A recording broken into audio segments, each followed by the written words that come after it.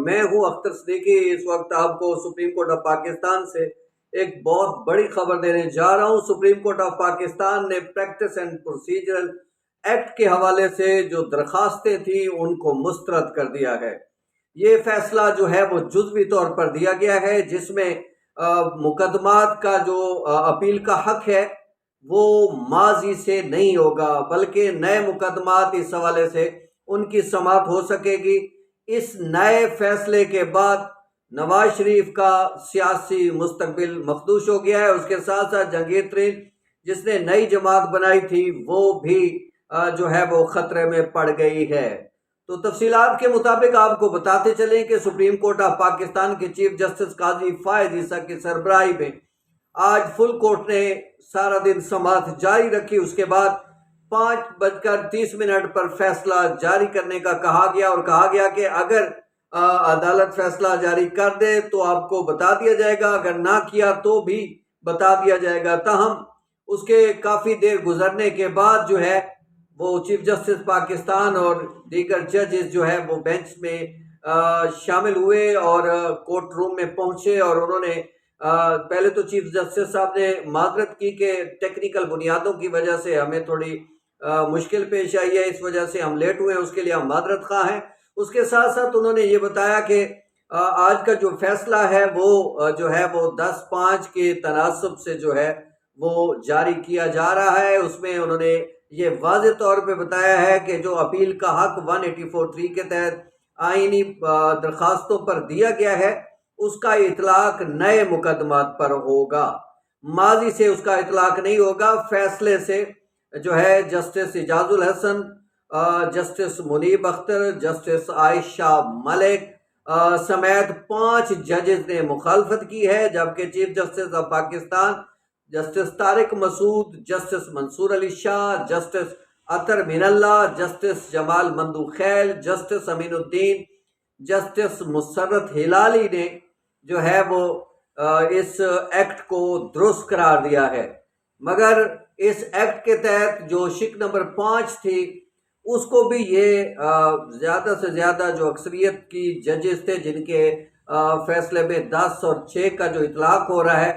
وہ اس اپیل کو ماضی پر اطلاق کرانے سے ناکام رہے ہیں۔ اس طرح میاں محمد نواز شریف اور جہانگیر ترین سمیت تقریباً کوئی 54,000 سے زیادہ ایسے مقدمات جس میں اپیل کا حق مل سکتا تھا، مگر ایک نیا پنڈورا باکس کھل جاتا اور سپریم کورٹ کے لیے بڑے مسئلے ہو جاتے، کیونکہ پہلے ہی ایک بڑی تعداد میں کیسز جو ہیں وہ زیر التوا ہیں۔ اور اس کے بعد اب جو نئی صورتحال بنے گی اس کے تحت آپ کو بتاتے چلیں کہ اب سپریم کورٹ آف پاکستان میں چیف جسٹس قاضی فائز عیسیٰ اب خود سے کسی چیز کا فیصلہ نہیں کر سکیں گے، نہ ہی وہ بینچز کی تشکیل اکیلے کر سکیں گے، نہ ہی وہ جو ہے ججز روسٹر خود سے جاری کر سکیں گے۔ اب انہیں اپنے ساتھ جسٹس طارق مسعود اور جسٹس اعجاز الحسن کو بھی اپنے ساتھ شامل کرنا ہوگا۔ اس کے ساتھ ساتھ آپ کو یہ بھی بتاتے چلیں کہ اب جتنے بھی مقدمات 184(3) کے تحت سنے جائیں گے یا ان کے حوالے سے جو درخواستیں آئیں گی اس پر جو بھی فیصلہ ہوگا اس کے حوالے سے اب اپیل کا حق جو ہے وہ دے دیا گیا ہے۔ اس طرح اب کسی بھی آئینی پٹیشنز جو بھی اس وقت سپریم کورٹ میں جو زیر سماعت ہے جن کے بھی فیصلے نہیں آئے ہیں یا اب کوئی نئی جو دائر ہوں گی ان کے حوالے سے جو ہے اپیل دائر ہو سکے گی۔ مگر دلچسپ پہلو یہ ہے کہ موجودہ جو فل کورٹ نے فیصلہ جاری کیا ہے یہ اب اس کورٹ کے فیصلے کو بھی جو ہے اس میں بھی نظر ثانی کی درخواست دائر نہیں ہو سکے گی، اپیل دائر نہیں ہو سکے گی۔ دیکھنا یہ ہے کہ آیا فل کورٹ جو ہے وہ اگر نظر ثانی کی کوئی درخواست، یہ 9 درخواست گزاران جنہوں نے درخواستیں دائر کی تھی اور وہ آج مسترد ہو گئی ہیں، کیا وہ درخواستیں نظر ثانی کی دائر کریں گے یا نہیں۔ بیرسٹر علی ظفر سے جب میں نے بات کی تو انہوں نے بتایا کہ یہ جو فیصلہ ہے اس کا فائدہ مسلم لیگ نون کے قائد میاں محمد نواز شریف اور جہانگیر ترین سمیت ایسے ان تمام افراد پر نہیں ہو سکے گا کہ جنہوں نے ماضی میں اس طرح کے معاملات میں ان کو اس 184(3) قانون کے تحت اس شک کے تحت جو ہے آئینی درخواست میں نااہل قرار دیا گیا تھا۔ اور آنے والے دنوں میں یہ ضرور ہے کہ اب جو نئی درخواستیں دائر ہوں گی، جو نئی آئینی درخواستیں آئیں گی، ان کے حوالے سے جو بھی جو ہے وہ اپیل آئے گی اس کو باقاعدہ سماعت کی جا سکے گی۔ چیف جسٹس اب خود سے آج خود نوٹس بھی نہیں لے سکیں گے اور اسی آئینی درخواست کے حوالے سے خود کوئی کارروائی نہیں کر سکیں گے۔ فیصلہ بہرحال بڑے دور رس نتائج کا حامل ہوگا۔ اور دوسری طرف نواز شریف جو ہے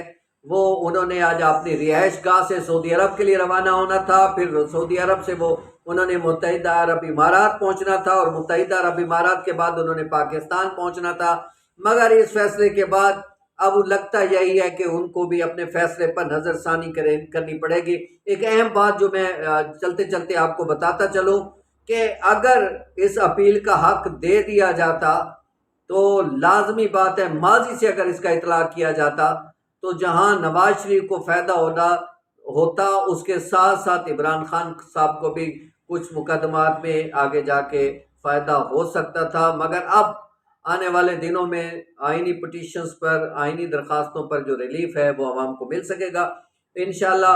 نئے ولاگ کے ساتھ پھر حاضر خدمت ہوں گے۔ اس وقت تک کے لیے اپنے اینالسٹ کو، اپنے صحافی دوست کو اجازت دیجیے۔ اللہ نگہبان، اللہ حافظ۔